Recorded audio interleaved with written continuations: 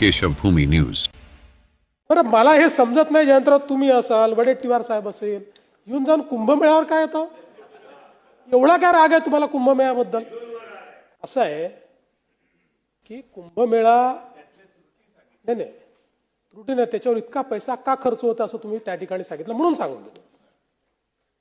कुंभमेळा हा दर 12.5 वर्षांनी येणारा हे जगातलं इनटेंजिबल हेरिटेज आहे। जगामध्ये इतक्या मोठ्या प्रमाणात कुठल्याही फेथमध्ये अशा प्रकारचा मेळावा होत नाही जो कुंभमेळा होतो, आणि म्हणून ही एक आपली इनटेंजिबल फेथ आहे। आणि याच्यामध्ये आपण जर बघितलं असेल तर कुंभमेळा एक असा आहे की ज्या ठिकाणी कोणी कोणाला जात विचारत नाही। हिंदू धर्मातले वेगवेगळे जे पंथ आहेत ते सगळे पंथ त्या ठिकाणी एकत्रित येतात, सगळ्या जातीचे लोक त्या ठिकाणी एकत्रित येतात, आणि हिंदूच नाही, अलीकडच्या काळात वेगवेगळ्या धर्मीय लोक देखील त्या कुंभमेळ्यामध्ये एकत्रित येतात। आणि मला असं वाटतं की आपण दुसऱ्या पद्धतीने जर बघितलं तर प्रयागराजमध्ये ज्यावेळेस आता कुंभमेळा झाला, म्हणजे आपण काही त्याचा गुंतवणुकीवर परताव्याचा रेशिओ बघत नाही, पण प्रयागराजला त्यांनी जेवढी गुंतवणूक केली ना त्यापेक्षा जास्त परतावा त्यांना मिळाला, आणि तो परमनंट मिळत राहणार आहे। शेवटी या कुंभमेळ्यामध्ये आपण ज्या व्यवस्था करतो त्या काही कुंभमेळ्यापुरतं नाही आहेत। उदाहरणादाखल पैसा कशावर खर्च करतोय आपण? गोदावरी स्वच्छ करण्याकरता करतोय, STPs आपण तयार करतोय।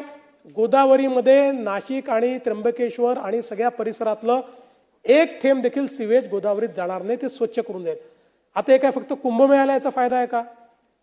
पर्यावरणाकरता जे आपल्या उपाययोजना त्यातली प्रमुख उपाययोजना आहे। कुंभमेळ्याकरता आपण रस्त्यांचं रुंदीकरण करतोय, आपण रिंग रोड तयार करतोय, तिथलं नवीन एअरपोर्ट आपण तयार करतोय। हे झाल्यामुळे भविष्यात या सगळ्या व्यवस्थांमुळे जे काही धार्मिक पर्यटन आहे किंवा इतर प्रकारचं पर्यटन आहे त्याचे नकाशावर आज तुम्ही बघा, अयोध्येतल्या मंदिरामुळे आणि काशी विश्वनाथच्या मंदिराचा कॉरिडॉर झाल्यामुळे 10 कोटी लोक झाले, 10 कोटी। अर्थव्यवस्था बदलून गेली राज्याची। म्हणजे आता समजा तो सगळा कॉरिडॉर जो काही अयोध्येचा तयार झालाच मला माहित नाही, 1000, 2000, 3000 कोटी लागले असतील, पण त्यांनी अर्थव्यवस्था बदलून गेली। त्या राज्यामध्ये इतक्या मोठ्या प्रमाणात लोक जायला लागले, आणि म्हणून मला असं वाटतं की आपण एक लक्षात घेतलं पाहिजे की हे काही आपण कुठे पैसे उचलून काहीतरी अशा गोष्टी करतो की ज्या त्या क्षणी संपणार आहेत, अशा गोष्टींवर फार कमी खर्च असतो। ज्या शाश्वत विकासाच्या व्यवस्था आहेत, जसं आम्ही हा निर्णय केला की आता कुंभमेळ्याच्या निमित्ताने जे आपण रस्ते करतो ते आपण 12 वर्षापूर्वी देखील केले होते, त्यानंतर 2दा पुन्हा केले, तर यावेळेस ते आपण कॉन्क्रीटचे करू, म्हणजे 40 वर्ष आपल्याला 30 वर्ष आपल्याला त्या रस्त्यांकडे पाहावं लागणार नाही। अशा दृष्टीनं एक शाश्वत शहर हे कुंभमेळ्याच्या माध्यमातून आपण तयार करतो, आणि म्हणून मला असं वाटतं की ठीक आहे, शेवटी आपल्या प्रायोरिटीज असतात, ही जास्त महत्वाची का ती जास्त, सगळ्याच महत्वाच्या आहेत, पण ही पण महत्वाची प्रायोरिटी आहे, हे देखील आपण लक्षात घेतलं पाहिजे। आज एका कुंभमेळ्याने UPचं ब्रँडिंग संपूर्ण जगामध्ये झालं, संपूर्ण जगात झालं, आणि आपल्यालाही नाशिक कुंभमेळ्यातनं जगामध्ये महाराष्ट्राचं ब्रँडिंग करायचं आहे।